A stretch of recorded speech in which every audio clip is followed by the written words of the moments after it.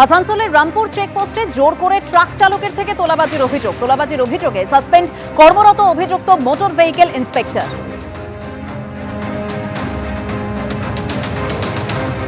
সরকার গঠনের পরই মুখ্যমন্ত্রী শুভেন্দু অধিকারী ঘোষণা করেছিলেন যে দুর্নীতির ক্ষেত্রে জিরো টলারেন্স হবে এই সরকার, এবং তার ফল দেখা গেল আসানসোলের যে রামপুর চেকপোস্ট এখানে অভিযোগ যেটা উঠেছে যে দুই আধিকারিকের বিরুদ্ধে যে তারা জোর করে একটি ট্রাক ড্রাইভারের কাছ থেকে জোর করে তোলা আদায় করতে গেছিলেন, এবং যেটা আইন বিরুদ্ধ, এবং সেই মতো তিনি অভিযোগটা তার কাছে পৌঁছে যাওয়ার পরই তার কাছ থেকে সেই এসিবি অর্থাৎ অ্যান্টি করাপশন ব্যুরো এসে তাদেরকে এখান থেকে সাসপেন্ড করে দেয় একদম সরাসরি।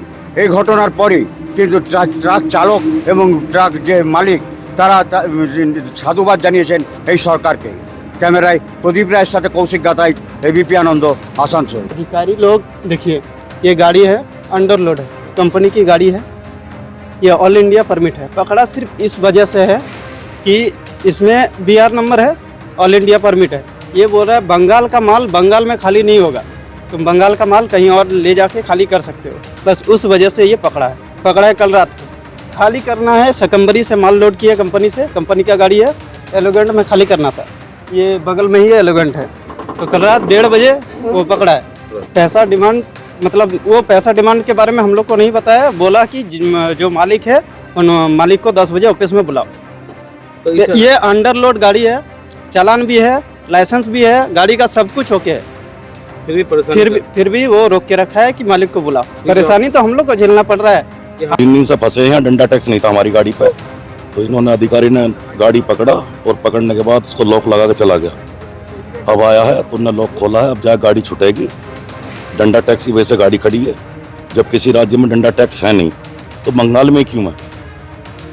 फिर तो सभी स्टेटों को ये कर देना चाहिए कि बंगाली गाड़ी स्टेट में जाए उसका डंडा टैक्स कटना चाहिए। पहले तो जब से सरकार चेंज हुई है इतना फायदा हुआ है कि आगे ट्रैफिक वाले तो परेशान नहीं करते हैं, यानी पहले जगह जगह हमारे को ट्रैफिक वाले परेशान करते हैं। कागज पत्रों के सब एकदम जान लो, इतनी स्टेट गाड़ी पार करके आ रही है और रिफाइनरी का माल इसमें भरा हुआ, तो रिफाइनरी को ऐसी तो होती नहीं, केंद्र सरकार के अंडर में आती रिफाइनरी, तो बिना कागजों तो गाड़ी चलने की नहीं है। 6,000 रुपये 1200 पैलेंटे, 6,000 रुपये डंडा टैक्स। চাঁদার জুলুম এবং ক্ষমতার অপব্যবহারে জিরো টলারেন্স অবস্থান বিজেপি সরকারে। সোশ্যাল মিডিয়ায় পোস্ট করে সরব হলেন মুখ্যমন্ত্রী শুভেন্দু অধিকারী। পশ্চিম বর্ধমানের রামপুর চেকপোস্টে কর্মকর্তারা ট্রাকটিকে অন্যায়ভাবে আটক করে, চালককে অবৈধভাবে হয়রানি করা হয়, ঘুষের জন্য চাপ দেওয়া হয়, তিনি অস্বীকার করলে গাড়িটি বাজেয়াপ্ত করা হয়। চাঁদাবাজি এবং ক্ষমতার অপব্যবহারের অভিযোগের ভিত্তিতে পরিবহন বিভাগ দ্রুত পদক্ষেপ গ্রহণ করেছে। রামপুর চেকপোস্টে কর্মরত অভিযুক্ত মোটর ভেহিকেল ইন্সপেক্টরদের বরখাস্ত করা হয়েছে। কোনো অবস্থাতেই চাঁদাবাজি এবং দুর্নীতি সহ্য করা হবে না। দুর্নীতির বিরুদ্ধে আমাদের সরকার জিরো টলারেন্স, আইনের ঊর্ধ্বে কেউ নয়, পোস্টে উল্লেখ মুখ্যমন্ত্রীর। এটি প্রশাসনের সকল স্তরের জন্য একটি স্পষ্ট বার্তা হিসেবে থাকুক। কোনো কর্মকর্তাকে দুর্নীতি, হয়রানি বা অবৈধ সুবিধা গ্রহণে জড়িত পাওয়া গেলে তাকে কঠোরতম শাস্তিমূলক এবং আইনি পরিণতির সম্মুখীন হতে হবে। আমরা একটি স্বচ্ছ, নিরপেক্ষ, দুর্নীতিমুক্ত প্রশাসন নিশ্চিত করতে প্রতিশ্রুতিবদ্ধ, উল্লেখ মুখ্যমন্ত্রীর। মুখ্যমন্ত্রীর এই পোস্ট নিয়ে বিজেপি রাজ্য সভাপতি শ্রমিক ভট্টাচার্য কি বললেন শুনব। মুখ্যমন্ত্রী যখন বলছেন 22,000 টাকা ঘুষ নিচ্ছে পুলিশ, তিনি পুলিশ মন্ত্রী যখন পুলিশের বিরুদ্ধে বলছেন তখন তো তিনি চেষ্টা করেছেন, তিনি তো কোনো কিছু লোকাননি, পরিচ্ছন্নভাবে মানুষের সামনে তিনি এনেছেন সততার সঙ্গে এবং দৃঢ়তার সঙ্গে, এবং তিনি তার বিরুদ্ধে ব্যবস্থা নেবেন, পার্টি এটা বিশ্বাস করেন।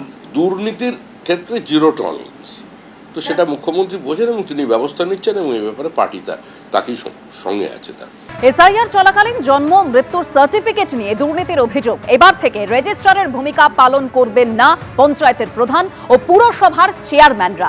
সোশ্যাল মিডিয়ায় পোস্ট করে জানালেন মুখ্যমন্ত্রী শুভেন্দু অধিকারী, আমাদের সরকার পশ্চিমবঙ্গের প্রতিটি নাগরিকের জন্য কাজ করে চলেছে, জনপরিষেবাকে আরো স্বচ্ছ, সহজলভ্য করে তুলতে নিরন্তর কাজ করে চলেছে, জনপরিষেবার মান আরো উন্নত করতে তৎপর রাজ্য সরকার। জন্ম মৃত্যু সার্টিফিকেটে গুরুত্বপূর্ণ কাঠামোগত সংস্কার আনা হয়েছে। জেলা শাসক ও জেলা কালেক্টর জন্ম ও মৃত্যু রেজিস্ট্রারের দায়িত্ব পালন করবেন। এর ফলে জেলা স্তরের সমন্বয় আরও সুসংহত হবে। বিএমওএইচ, গ্রামীণ হাসপাতালের সুপারিনটেন্ডেন্ট ও মেডিকেল কলেজের প্রধানরা রেজিস্ট্রার হিসেবে দায়িত্ব পালন করবেন। প্রতিটি গ্রাম পঞ্চায়েত ও পুরসভার জন্য পৃথক সরকারি আধিকারিককে রেজিস্ট্রার হিসেবে নিয়োগ করা হবে। এতে নথিভুক্তকরণ ও প্রশাসনিক কাজ আরও সুষ্ঠু ও কার্যকর হবে।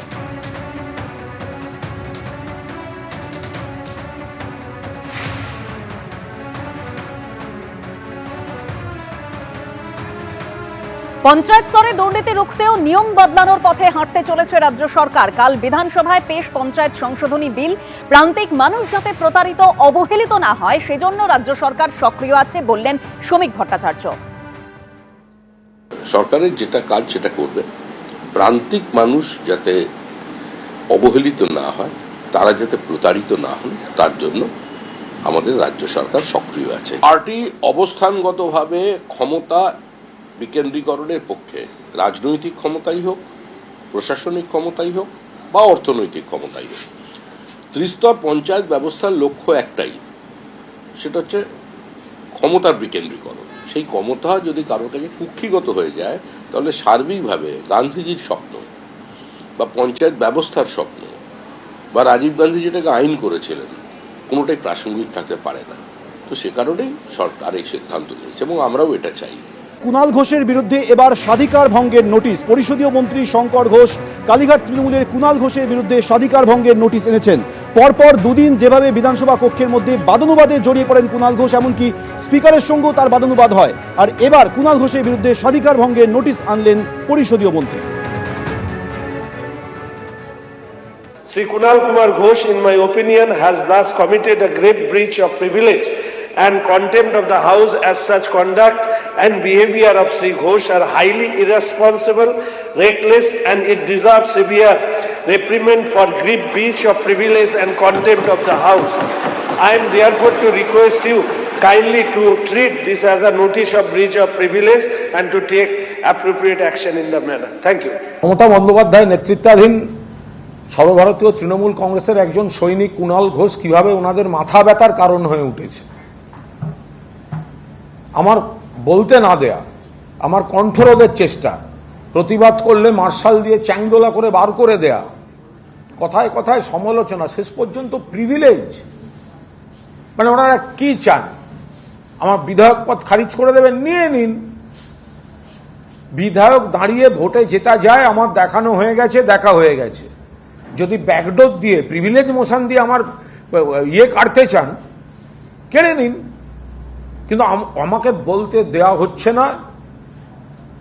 এটা আমি বলেছি এবং বলবো, আমি পরিষ্কার বলছি, আমাকে কোনো ডিবেটে বলতে দেওয়া হচ্ছে না। নিট প্রশ্নফাঁস কাণ্ডে আন্দোলন অব্যাহত। আন্দোলনকারী ও কেন্দ্রীয় সরকারের মধ্যে যে বৈঠক, সেই বৈঠক শেষ হয়ে গিয়েছে এবং সিজেপি প্রতিনিধিরা তারা যেটা স্পষ্ট জানিয়েছে যে সরকারের সামনে আমরা আমাদের দাবি দাওয়া পেশ করেছি, আমরা ধর্মেন্দ্র প্রধানের পদত্যাগ দাবি করেছি, সিদ্ধান্ত নিতে সময় চেয়েছে সরকার। আগামীকাল সরকারের সঙ্গে ফের বৈঠক হবে।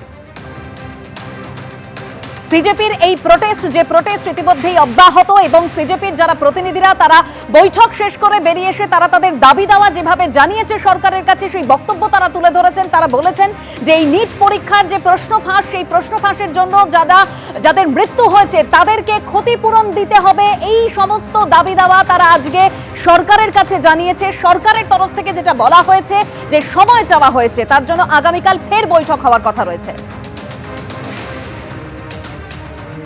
आज मैं और आशुतोष जब गए जेपी नड्डा जी के साथ, डॉक्टर जितेंद्र सिंह जो डीओपीटी के भी मिनिस्टर है, पीएमओ के भी मिनिस्टर है, वो वहां पे मौजूद थे, साथ में उनके एक दो ऑफिसर्स भी।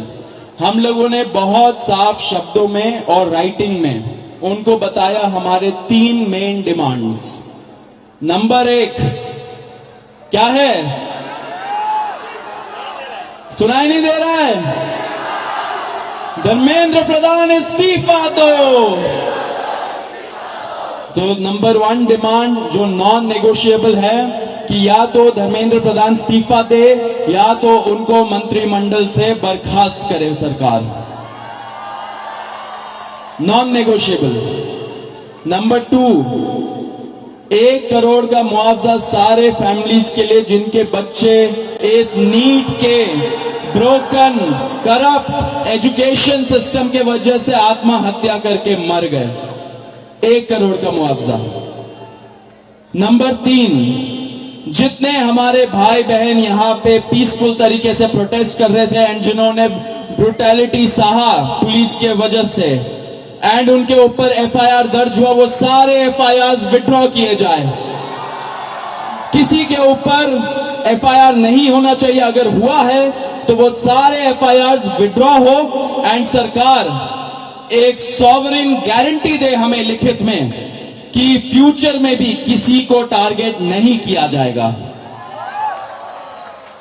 साथ साथ हम लोगों ने यह भी उनको बताया कि जो चौथा चीज है हमारा 5 पॉइंट पॉलिसी डिमांड चार्टर जो यहां पे वैष्णवी ने बनाया, हम सब लोगों ने उसमें इनपुट्स दिए, वैष्णवी ने बनाया एंड हम लोगों ने सार्वजनिक किया, वो भी सरकार उसको कंसिडर करे एंड हम लोग उस पर भी बातचीत करेंगे, लेकिन जब ये 3 मेन डिमांड्स पे हमारी एग्रीमेंट हो जाएगी।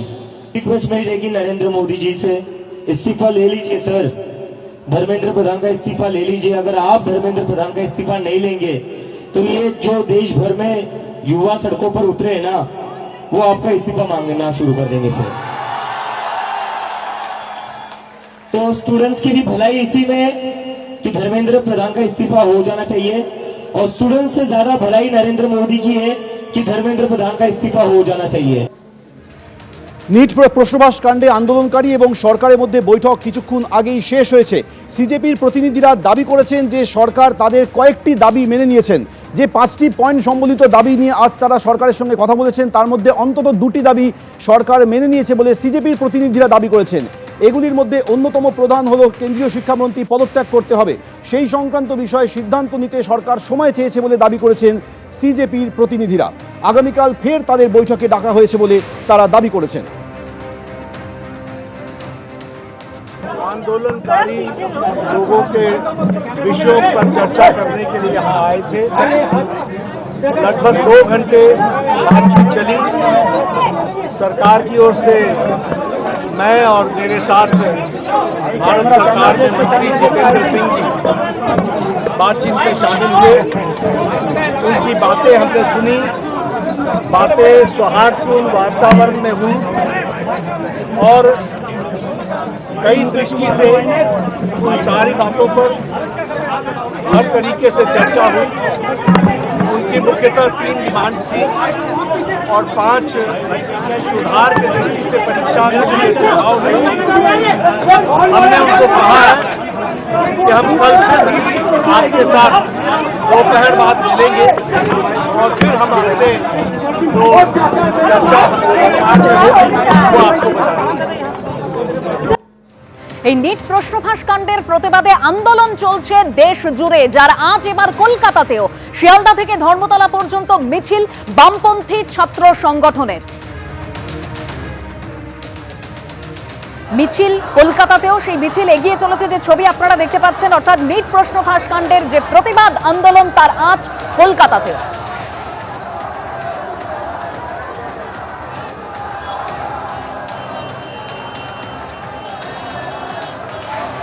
শিয়ালদা থেকে ধর্মতলা পর্যন্ত এই মিছিল বামপন্থী ছাত্র সংগঠনের। আন্দোলনকারীরা তারা বলছেন যে এই প্রতিবাদ চলছে, চলবে।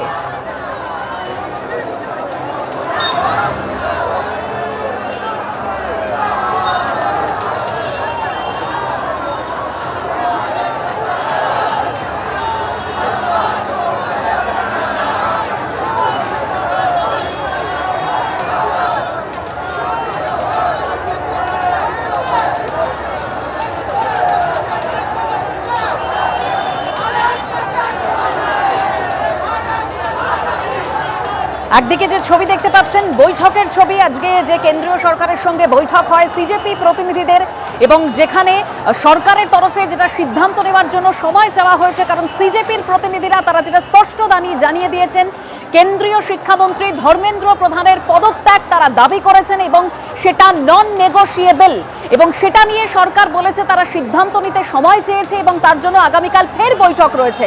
একদিকে এই বৈঠক শেষ হয়ে গিয়েছে এবং সেই যে আন্দোলন সিজেপির যেই আন্দোলন, সেই আন্দোলনের আঁচ কিন্তু একেবারে কলকাতাতেও।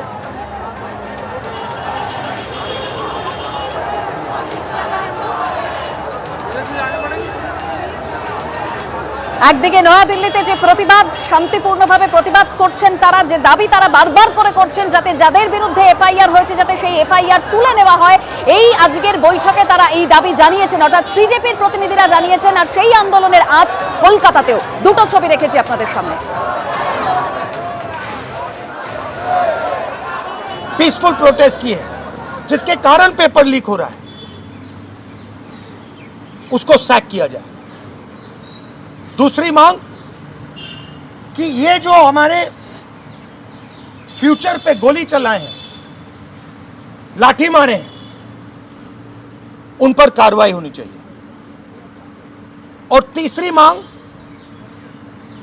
कि नरेंद्र मोदी जी जो पूरे सिस्टम के ऑपरेटर हैं, वो ऐसे जैसे हजारों युवाओं से माफी मांगे। हमने पोजीशन क्लियर कर दी है, स्टूडेंट्स ने पोजीशन क्लियर कर दी है। जो उनकी मांग है उसे हम रिपीट कर रहे हैं। Dharmendra Pradhan is a criminal education minister, he has to be removed, he is a symbol of the collapse of our education system, he has to go. He is the reason my brother has got shot.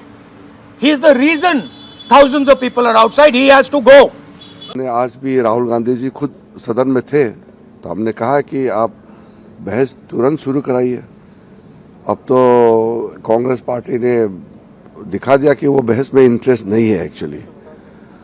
अब जो protest कर रहे थे और protest करने वालों का जो सबसे प्रमुख चेहरा है सोनम वांगचुक जी, उन्होंने भी अनशन तोड़ के अपने बात रख दिया कि अब चर्चा होना चाहिए।